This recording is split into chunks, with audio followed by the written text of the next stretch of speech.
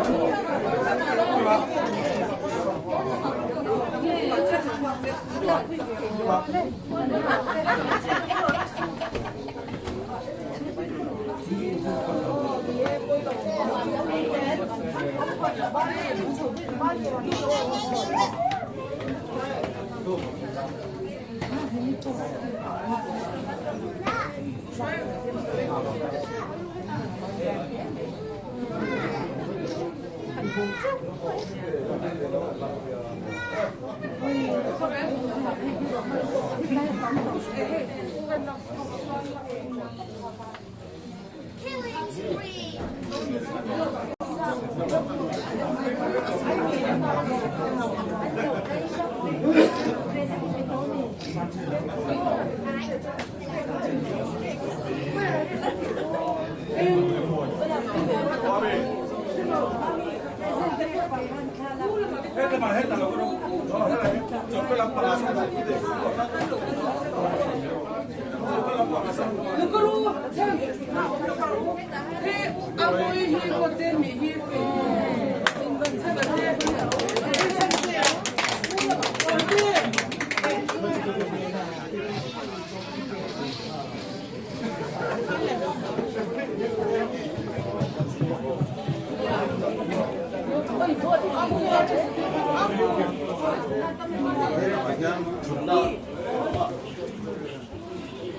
chú đồn chút thật đẹp.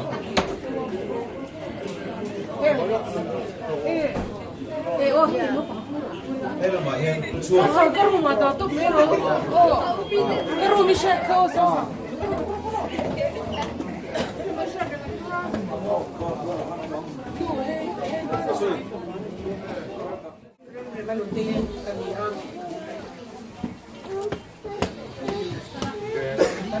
Lâu còn thì em cho lâu thì very pathian đâu. Em người ta in hoa năm mai mình ta được xây dựng nhà này. Philippines, Boli, Trang Som, Patung, Miti Taptua, Chuan, Eng Kim, Katipeni, Tikha, Ati, Rachanga, Eng Ha, Nania. Chuan Chuan, Miti Taptu, Chutunge, Kanti, Chuan, Lalpa, Leile, Van Siang Tu, Kong Tin Renga, Mishinte, kan mamu min petu le min siam tu kan na min siam lo ta siam tu ini han kan ne ya chu anga charun ka ta bangin rem yan tun din bun hi athenga India number 3 ari theni tun huna local zong hi chu ata na sa ta ka chong try sa tu fit kan ne karinga chu wang in zawa chunga chung ka ai no tu kan shira chu kan program chu piang hi ni Sir, he college band K3P leader. Lan ngồi zoala in hun aran manga hun sir ba ka chulati. Ti chuan tu soi toy Shirley lalbiak zoali ati ra tanga top a unaw ne chun.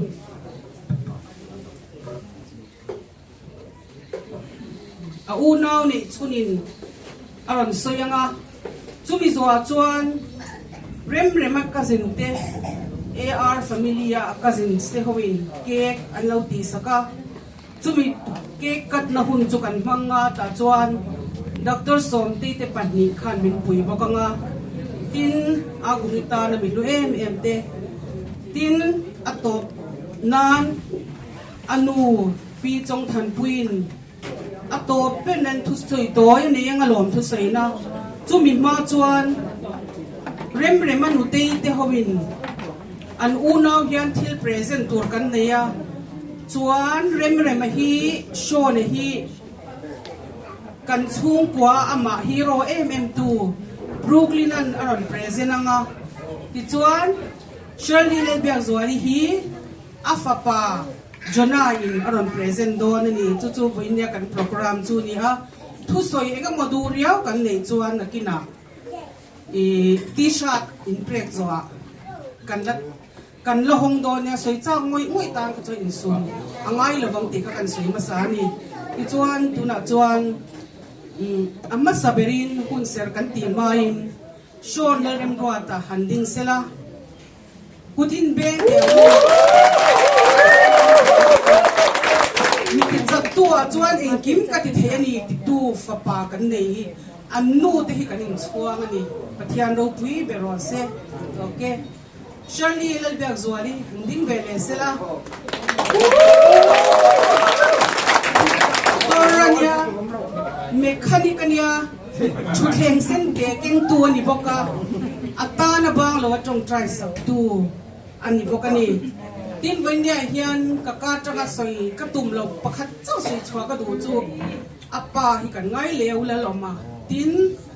apu te pani apu chong ro lian le apu te ama rema bike le cycling engkim ma kong tin renga bake up tu te anom to lo ma se min lon pui kan ring ani abi takin ko pa te phi chuan feel hai khu ta e zema bok feel a te si buya te an tlan don hian akal tranga chung kwa hian ron post chin ani eng ma lo ani lai tang to khan chuan chang vai niang kan ngai hle an ming hi kan sei lang sha mani ti chuan hun ser mang torin college bank KGPD dar dan mo zwai ro so man Pathian thu tối tế cả ril rùa lâu chu thu phình tế bung som paruk chang của khan mi sinh ril rùi na kong arua mana akepe ne ro chulal pana suai trin ti gan bua mi sinh hian kan du zong le kan chak zong tum kan nei trin arua man na te kan siam trina amai ro chu ati lo ting thei tu kan ni lova kha kan rua man na te kan du na te kan kong tu kan rua man kha a lo tin thei na tan chuan Pathian apoi mo berani kan kepen khami kong zo tu ra kan kepen na khan min suai tu lal pa lo ni zel sela rem apo tun aya na sa zo le lo tin na sang zo chang tur poin tu sakna kan la na chu tiang tu ra in buat sai chona po chuan Pathian tri chungin Pathian ferengin akepen te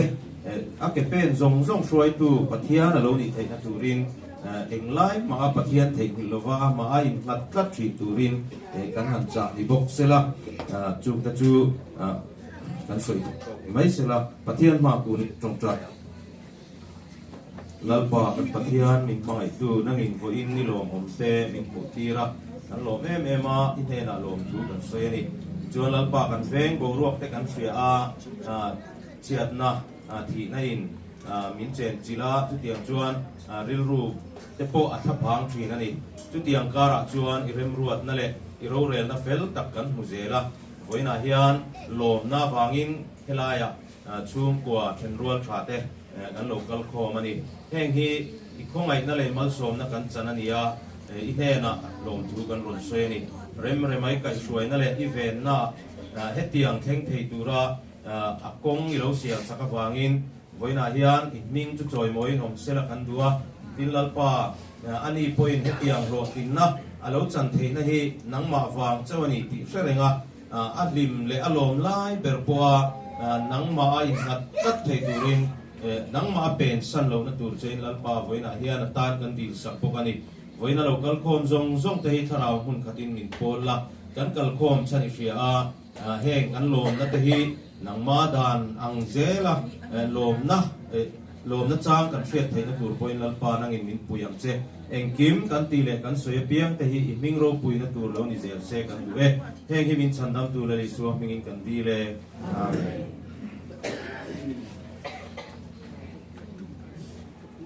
ole tura chuan ti sat in pek na kan nei anga chumi zo chuan amoi hero tangin puchana ania apmoni thu sei turin kan song don ani ong tin reng ama te teuna wake up tu le sponsor tu te nia kan ngai lu le ni kai ni chung kwa hian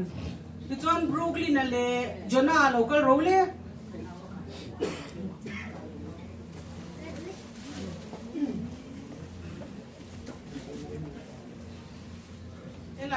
mati teuna kalau ting pula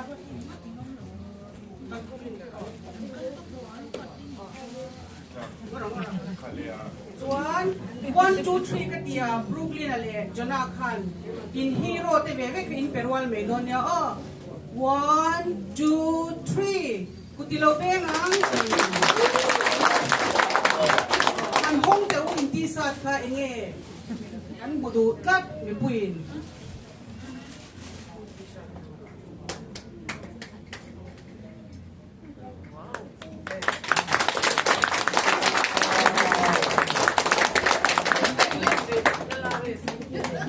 balik kazong kanya tu na amoy hero tu di sa gawin ng sama.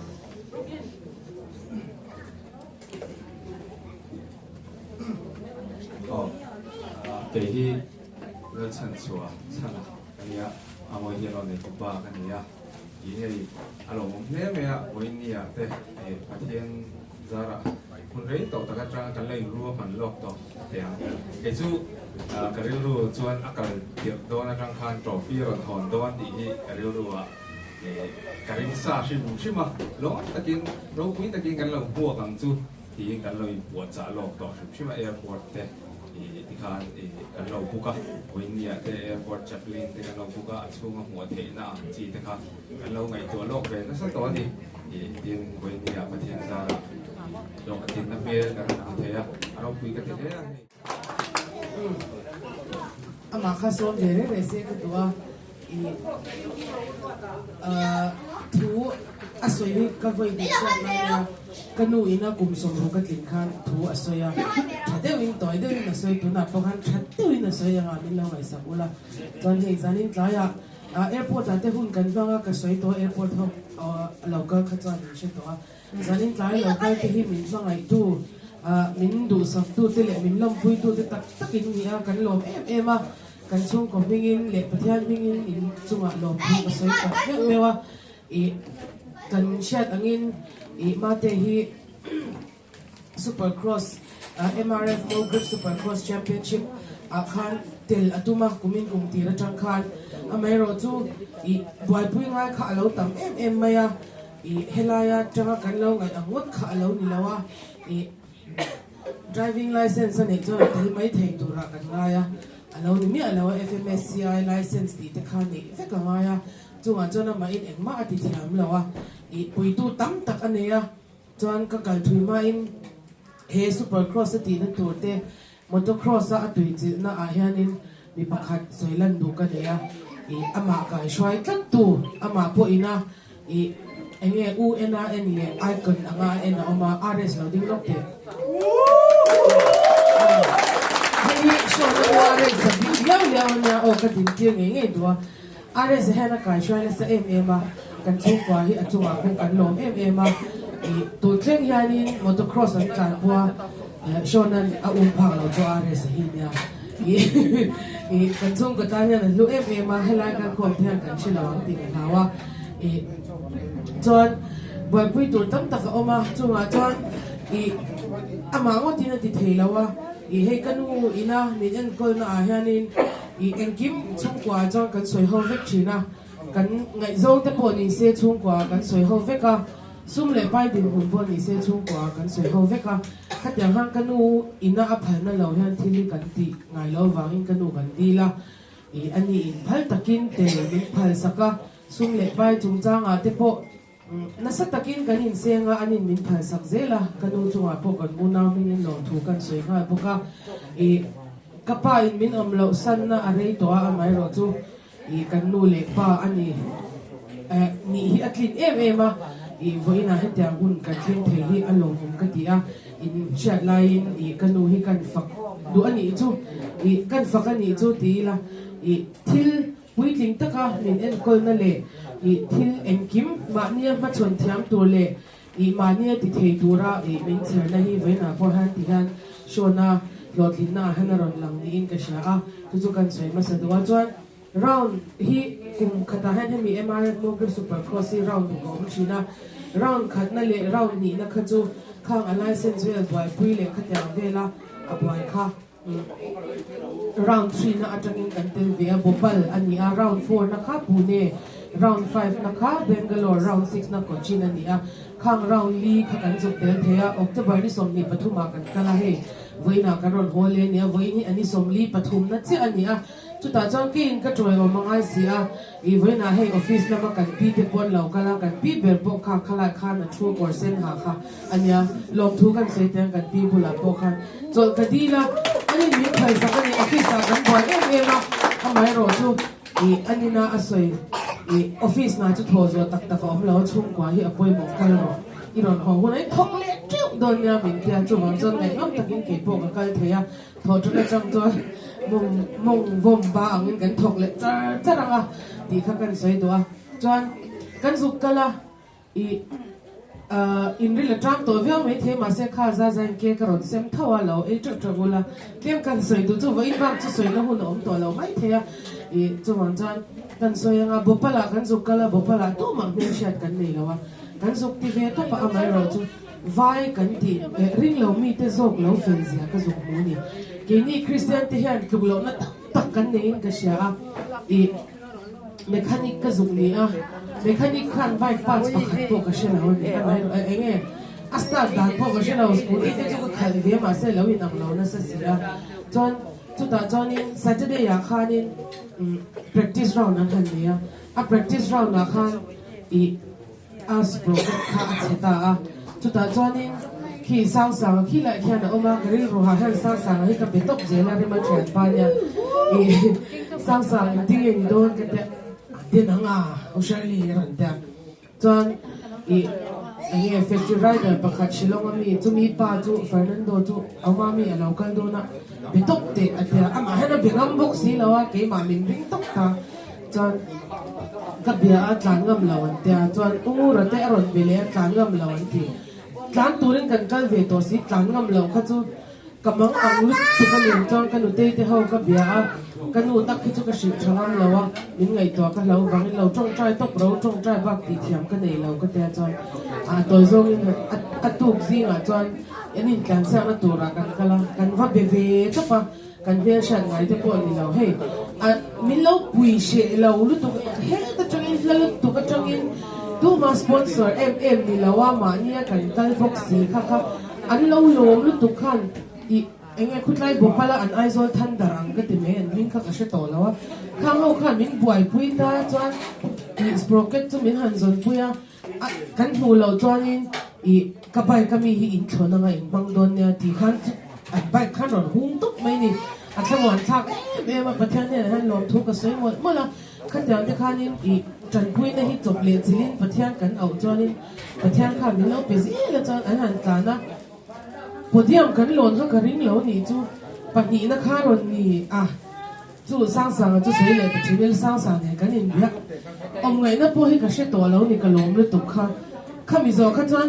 adama kan tla le nga podium kan lon to si lo ho to mai ka du ni ma ro chu ani tung ro sia shon na hi kan sei do chu ate te sang a thil ti to chon ti vak chi le thil ti khlep ang chi thom no ada pon hey ti khlep da khlep ania ka tuk lo na la nia chu thil ti khlep ani wang khan ka tum ka chu kan ti zo tu ra ni kha ati da na ni wang khan kan han ti le a chon khutla Bangalore kan naw to no ma kan u te fa te kan zuk khen chila chon a bike te kha alo chena sa ko pa kan han siam ti chu ta po chon kan u chunga lom thu ka soi du chu bike siam ti te kha phal le zel kan ron di la ngoi ro ka dil mai kan tong trai ka tia ma te bula chon a phal me ang ka tong trai to lo ka te tau na samai sia khang te kha chon in siam ta kha min phal sak le zela ti khan chon Pune round kan ka chu ta po chon rin lo tak main pathian zara podium an lon le a chon Bangalore ti khan an lon le Bangalore phe ka chon a swing arm kha alo bunga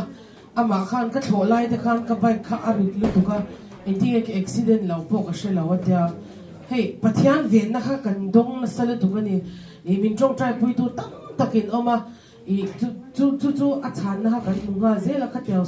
swing arm bung a accident lo kha alo om lu tu ka chan kochina an han tlan zawa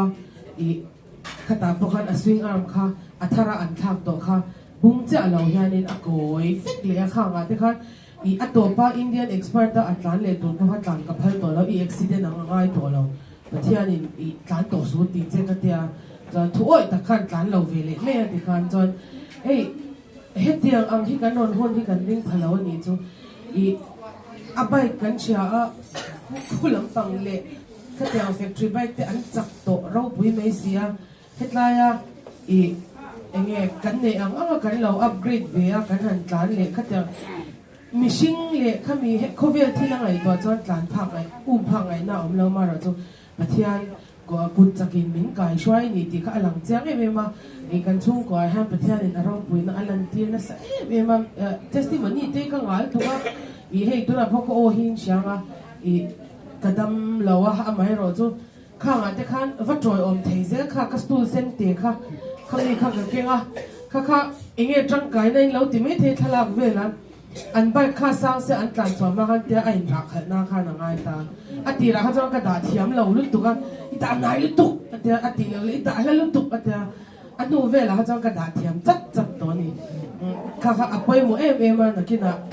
thu ka la zia kang ka stool sen te ti ten ka soya so tu he atam lut tu ka pathian min shwai na te le hey ma te hi inchanga kan inkar azaw ma kum som pasari lain kan in thawani chu ta chon enge tam tak pon anu mo min ti fawa ka fa pa in de boka in hau chang te po tu na kan zin la khan ke lo tin che le chi kan in boka in hau chang te po kan nei ve tho amai ro chu ta po chon an ma hian a thiama angoi cha ta ka thim rim khan khana re de le ngai ta te ang chi khan ya chon min chong trai pui tu te zong song kha lom thu in chunga ka soi mot mola chon china ka du te na soyang khan nge min ti chak tu a chon engkim ka ti the ni ti kha a bike ka te a helmet a te ka tara ti khan pathian kan rin chan ni ze hi min an hula wang ti ka law ka te chu kan soi ve le tua ve na han por takin cho min pui ka kula he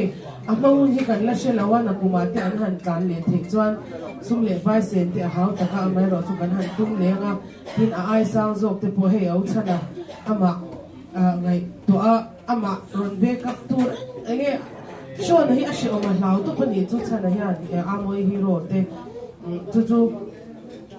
chana te pon hei thil tak an lo tia kan shat lawin alo mom ma thil sang zok te po kan be se ve zela chumi to chuan ani po min lo tong trai pui turin kan nge tu chawa chuan ka nu le pa te thalai te kal khom kan ni a shona chung chang pakhat te ka soi le du chu in sum thek na le thuoi na le tumru na le mani tuma chian hi hlotlin na ani ti ama ka mu me a ama in me zel te po zo ve chin amai ro chu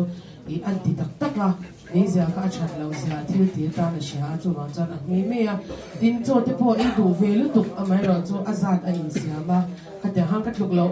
ma ai sum the na ko nga han ma se a thil ti tu ra kha na chia ma khang kha ati chi na chu chalai te le na kina helai nu le pa lo kal khom te pon kan fa te ti lo fu i ve na kan pan atan kan soi bok ani chu chuan in zawai chawa kan chung koin long thu kan soya min mangai na te min du sak na te min tong trai pui na te awang na pan ale tam takin ma so chu ro se ti kan du to ka nge lo ni bai khat te ba asu chan pui te kha alo chak khuk ba ya tin tuna around nung kara athum na lo manala na phe ka chu TVS factory le factory backup bike chak lu tuk mai ho kha ni ya chung lai ka ra chuanin ama bike kelaya local tune mang kharin helai thiam nga pon lam factory tel lo siam mang khan lo man athum na te an la the ni ya lo mo ka te ma chuanin hei china khanin thu soi na kan long ai sa kharin lo man pakhan na kan be se na se hei pathum na te nga ke pathum na tam do kan dong ani ama ro chu hei hi ke chuanin alo hon hoi pakhat na ma ka mo ni a chan chu Mizoram tan he event hi alo man ni zong hi kan to pe khat ani ya super cross Mizo fa de kan la tel ngai lo wa hi aru pui ka tilu tu ka mel lung thar thata ka ni ya chin che tlak ta ka ni Mizoram motorsport history a po chin che tlak ani ya sang hi le som vel khanin national event te chu ke ni bo kan local to ama ro chu circuit event zela la ni ya tun thleng hianin northeast regional ate motocross tunan tan dang chi super cross a jon lo man te kan lo na no to ma se national a hian avoi khatna ni a lu me ma hei kan lut thiam long ti ka hlau lu tu ka chu wanga zani na po lo soi chuak du ka nia I an soi ta me la hei racing hi chu mizo mi pui hian in kan hlut dan hi kan hlut nep deuh heka ama ro chu tuna I so na te kal na ram zong so a hian state sang sanga I round sang sang an kal na hian in mizo hi tuna hian ama tang hian in she thar tam tak hi no mani ti hi ka soi du ni I Mizoram hi mizo machine hi kan om ve ni ti po hi a che mang lo ni South India khuan shelo tam tak an lo mani chu ama hian min pho chuak chiang nu tuka I helai I Mizoram chunga hian event te now mani lo ka po I tongmon ni lo se icon ti ve te po kan ya a khono din an buaka helai a college bank NGO den ro pui tang in lo ho ki ti lo mong ka ti ya a tha ka tia he ai ro puyak mo tur zo khi nia Mizoram ti min thatu ni ya he hi racing hi tu nai na sa hian in Mizoram pui te hian in lu thia mi la ti hi nge ni karil ru oma karil ru lang le ma sei na po chu ka soi ka lo din chuan sa nia thu soi mi ka ni lo ma se zai chu nge ni karil ru ha lom ve ngoi mo ya chan chu so na hi a foi khat na ani hiu va yen ke chuan in ka ngai thu lu tu ka ta kan lo soi lang tel du ni ka lo me Una adoptin hi pui ria din lo puang fet ro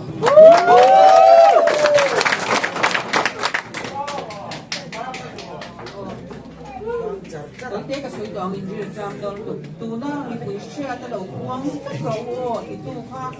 apa te unau zi ka dam sun apa te ani kha ini ya ka fa pa in ka ngai pui tu te het zat ka mu chuwa ka lom le a ka thian in nas ta in mal som chu ro se din bo in ya thai tu te kan siam be a tam ka soi don to lo ba ke chuan I tu te kan siam be a po ta din min e sa kula in boy in te local council te MHEP te neighbor section te he chen rual cha le chu khat leina le shona chian te khang ho local zong zo kha kan lom tak meu ni ke ni chung kwa hian kan thu lo tuna hian ngoro lok note is atanga local te he achian te local a ni kut be ni lo lo ma ko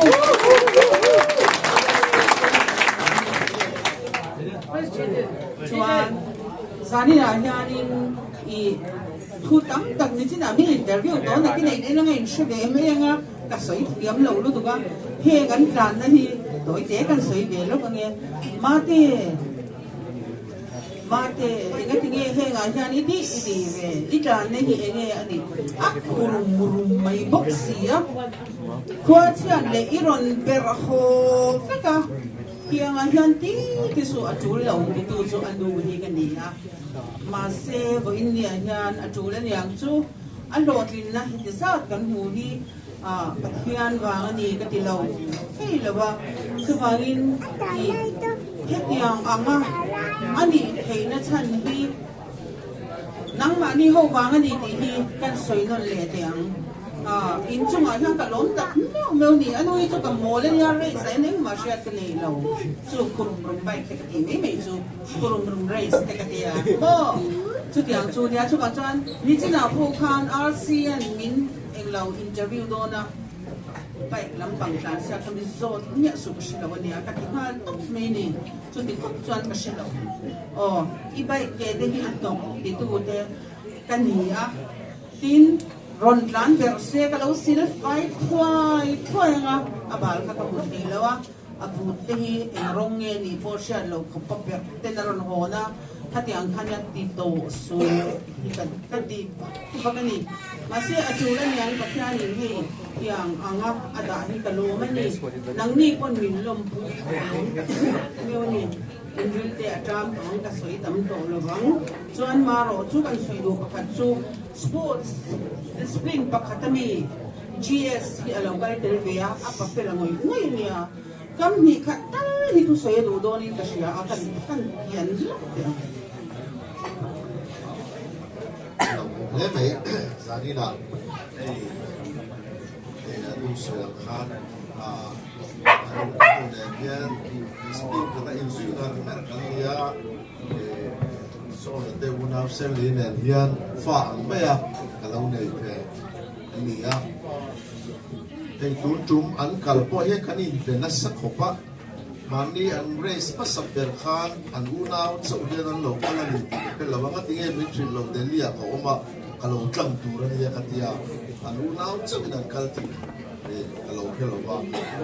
delia kan ni ka ai anga maro chu kami khan an unaw so min lo kris an kalti chu ya ila katlang tha ti khakania chuan kan han in be anin an race ni don le san theng in ti kan in dia semli ne dia ti dan tu eng mo te kan soya pu ne an pei don te chu mi kham ni chu ba be ula ba pu ula an lo boi ku yan seu te ka te kha the yang tok hian tu an race tu hi kan ri ruwa alang dia na tin soya khan rem ma hi te tanga kan lo ya fa ba ya kan lo nei kan lo ti ve mai thin ani wang khan hetiang ama lo tin na nei theya aron om hi along om kan ti tak se ta helai ai zola an racing don pon anu hian an ti don aron ya asoyang deu khan dul lo hi ati thina ma ro chu atui na ni mia wangin anu hian thatak hian achua ti thina aro pui katia za ni na po hei lo tin na katia ang ro pui tak mai kap pali ni pakhanina India ram in el nasanga an ron lo chuap thei hi aro pui kati tak set seta aro pui kati in kalom pui tak set seta thin lung tak takin kalom puya akal le se na tura po du sak na sang tak kalana soi tur tam tak kara chulai te chu kan soi ve zop du ni kalom pui tak set seta kan ding le lo min hi chau this evening I would like to welcome two great riders of India. We have two TVS factory rider from Shillong. Bante, please stand up. This one is he's from Shillong. He's the TVS rider. Thank you, Bante. You can sit down. Bante, he TVS rider and they do not have in. Mimsa race hanaron dona tutu anon kala, and Bante is the one who helped Sean a lot in his riding career, and he's the one who introduced Sean to this Supercross, and we are very thankful to him. And Jaden, please stand up. Jaden is my little boy. Jaden. Thank you. Jaden is also a TVS rider. He's still very young. He's just 17. Oh, you may sit down, Jaden. He's also coming for the Mimsa race. And I'm good friend with his father. His father is Fernando. He's RSS friend. And I want to say thank you to Fernando also for bringing me the Kwai in Pune. We are very happy to have you both here, and also some other guys from Shillong also came, no? Yeah, I don't know their name exactly, and I would like to call Bante to say just a few words and introduce his other friends, please. Then we can have food. Bante, okay, say anything you want. My name is Bante Lamikwa. I'm from Shillong. I met Sean this year only for round in Memsa. And yes, I see Sean is very good, like he's very hardworking and he loves the sports like we do. And yes, this year only I saw him riding in Tura race also. They came with the bike. We used to go with the car to look at the bike. But Sean and his friend, they came with the bike. And they took the tire on their body. I don't know how they came to Tura. It's very far. From Aizawl to go to Tura is very far, and that too till Bangladesh border, I think. So I see Sean. He's like very passionate for this sports, like I do, and I'm very happy to help him because I went there before. No one helped me. like I just grow by myself and seeing others like they love like the same sports which I do, then I'm grateful to help them also because I know this sport is very difficult, like without guidance it's very difficult to reach. But by God's grace, my family helped me, and especially for Sean also. His sister is there in MRF. Like she's very what to say. During Sean race, she will shout at Sean. Everyone will see. Everyone won't see the race. Everyone will look at Sean's sister, like shouting, Sean, Sean, go, go, go, go. While seeing that, everyone's like she never feels shy. Like everyone seeing her like what? How is she doing that? How is she like? She's crazy, and they're telling what? I told we are not this. We are like that. Yes, thank you, Sean, for coming for the race. Yes, because very less riders go for the press, like for the MRF. So now Sean is there, Jaden is there, and me. Like we are like family from Northeast. Only that I want to say thank you.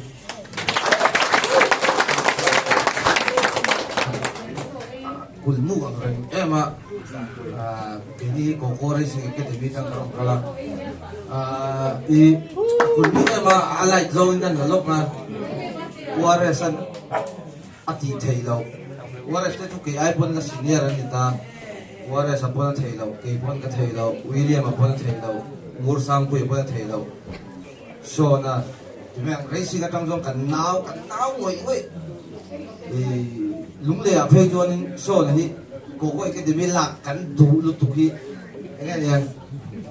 so na hi kha chuang kan bia ma se ground rule kan din to a kan so thei lo ba ground rule nai no lo ma se dung u jo champion thot don ya chuan a top ka khar do ka ti nan lo in a top nan so ta gut bek re la so ka du to ka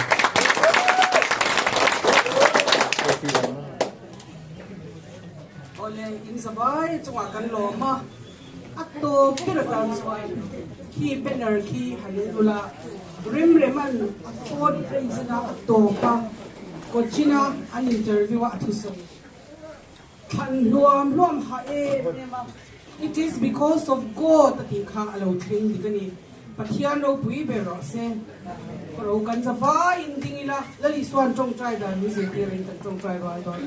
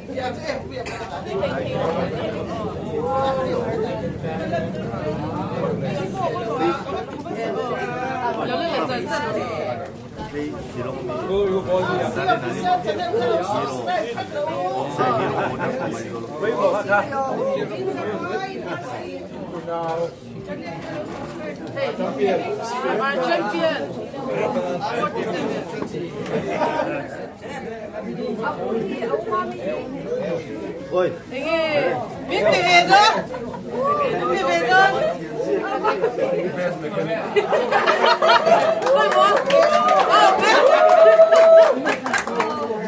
Thank you. Oh, Miss Petute,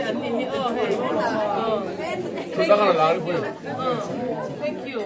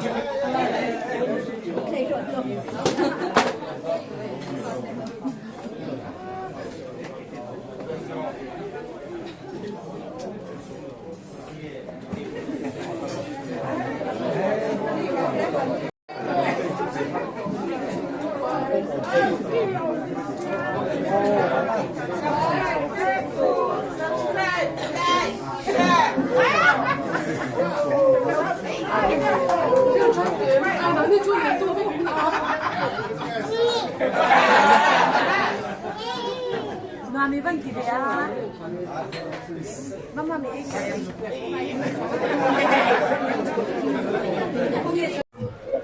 Tu nan hei college venga ko meka kabul hian hei pikoi a oma rem anu ani ya hei ani hi fa fel do me lo ne ya India rama rider te zinga chuan o me me loman pathum na dong thei hial fa pa an nei hi kan lom pui hle a ta chon a chan chin tlema jong chung ko chan chin han zo lok ka duwa rem hi te u nau hi exam nge ni pani me chale mi pan ne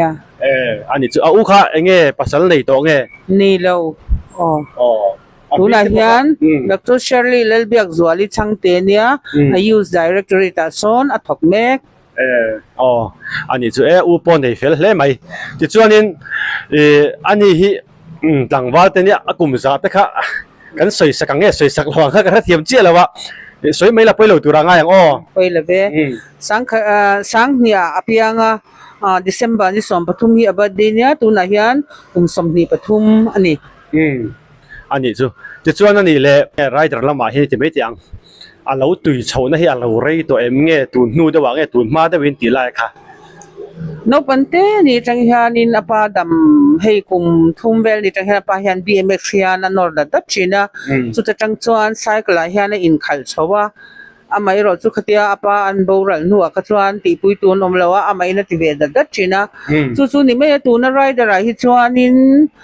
akum tak hi ka soi thei lawa ala rei lawa mani deulok kan iti mayang katarang khala ti ve chana tu na hian lo tung ru em tu na kal na tur hana ho mai mai te ka lo ti sak mai mai ke pe chuan amai ro chu i ti tak zet khan ei le in eng kima khan in dai ta extra la a jima kala ti khan ama hi i rui thei thil thangin na in sum 5 veka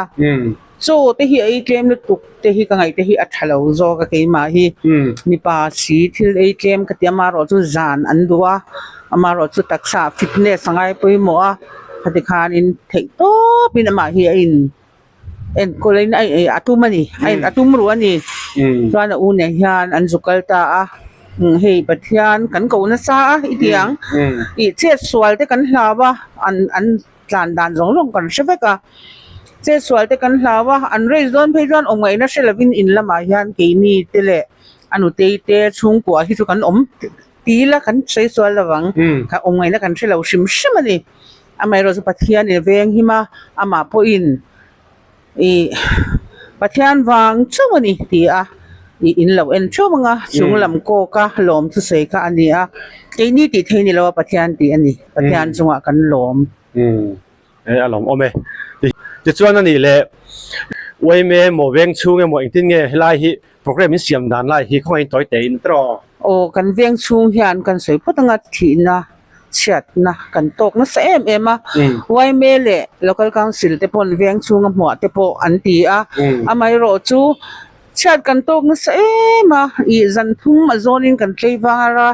ruang ni thum ma zonin kan tha boka chuan chuan veng chunga chuan chi leve katia ke ma zo khian a chuan airport lama an lo zu mak ta beka amoi hero te nan muak boka khuta na satakin an lo zu muak ani ro pui takin chuan ke ni hian hei in lama ti kan lo muak vele ati te hian a ming te in a muak tu te hi chawi te ka lo siam sak ve a chu zong chu ni mai ani chu ning po ni se na kina rem chan dan na zirin zona dang te po ka lai zo le tu ra ngai le tro ka ti chin khani sela kan zona te mi chan sa ka wangin kan lo me ke po ina hian helai mun kan kal chan kha kan sia ta kan hi rem hi national super cross championship ani ya chu ta tu na hian India ra ma hian private expert category patuna ani da ni chu ke import sai da na hi ma sapera kan zo import sai dia hian kum tir tang ha lo import cha ve to tak selam to ha extra lak thei dan ngong te mani ten chuan gym te pok khala nu khan chuan world bank a hi ka tlan me thina road running hian chuan rabai kang jong ka chuan practice te kem mi om lo wang hian chite a khuan thiano yan te ro te hi oma mi ram mania ta chuan kan tlan ve mai je la mun te ro te hi nian tlan nei mem du pom lo wa kan ma mo tu rang to velang he kan siam kan practice kwal do mai chu mi chun do ani chu chuan ni le he in er le hi a hau takem khala ya kha reta cha ko min ka ria tin nge in pu cha na pi lama e kulama de har san na te to ke ma hau takem ti la kha hau tak hau tak ani mai om je chuan kalma seber kan isia tu ma han ron turum lo tam zo ram teng inkim kha zinjir chop vek kan ne bopala phe ka chuan avai khatna ni ma kan mo khop meya inkim in tin nge race practice day in tin ngen om ti zong zong po kan se lawa chuan de kan jingkara ma dewa kan tai kan lau se eng ma ti na kan se lawa kan thlenga kan hak to pan ti na ha chuan ati atang khan dia racing jo hau tak sim sima sum le pa yang zong pon ha jo riat chan ya race tak me ong kan kala chuan bopal la kha chuan de kan se thiam chho ta na race an kal dan te ti vel te chuan bike te ma ni in thon chop le kan nia wang khan thing tai te kha thei lawa bike te kha alawin ready sa te ka kan da man ka ya practice day mai atiang khan ne chuan bopal zo tang kha chuan di khan akal mang kan kha chho dewa an next round tang khan pune ti ve ka chu om da kan thiam ve de hau tak chu hau tak thau me yu khan in e bike achia ti lai kha so ya khalai kha eng ber ge chia ti kha kheta cha ko kema bike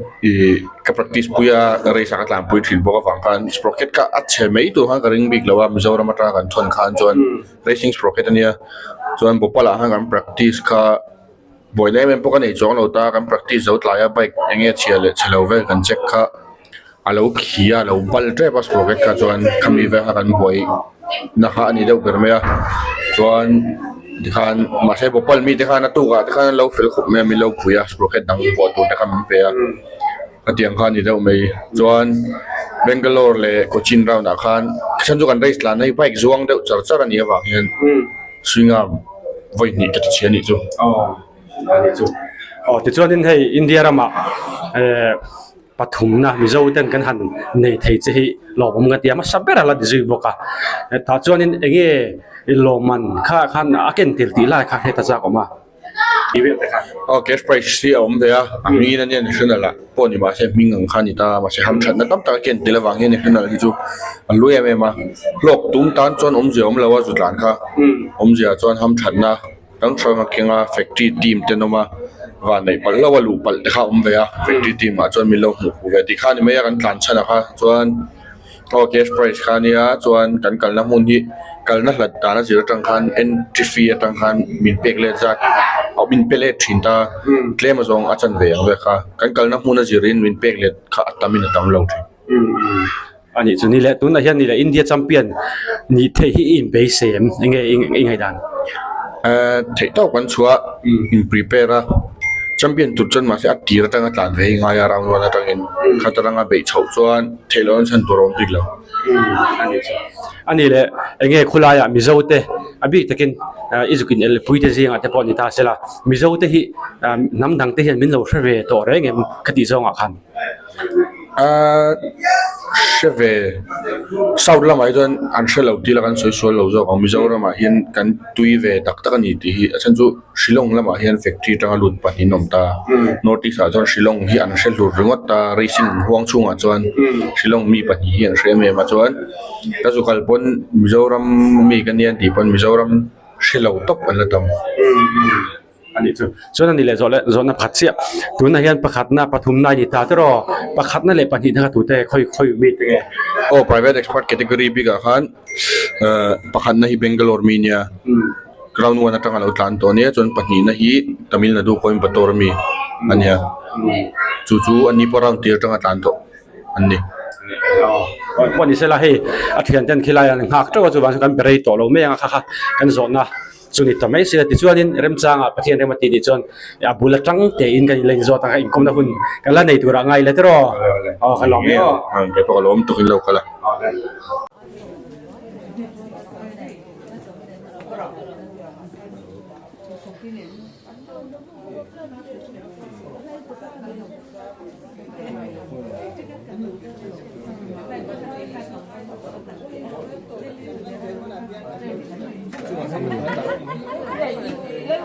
เราไม่เตะไปแล้ว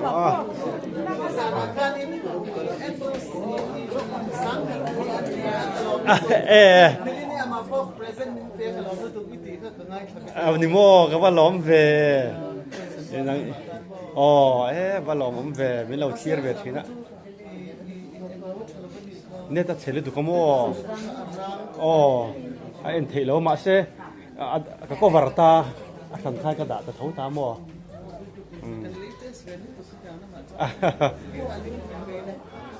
เฮ้ยเริ่มอ่ะหากตัวเตียนนี่อินละหมายเห็นให้กันภาพชอบต่อเท่งเจ็บตัวนี่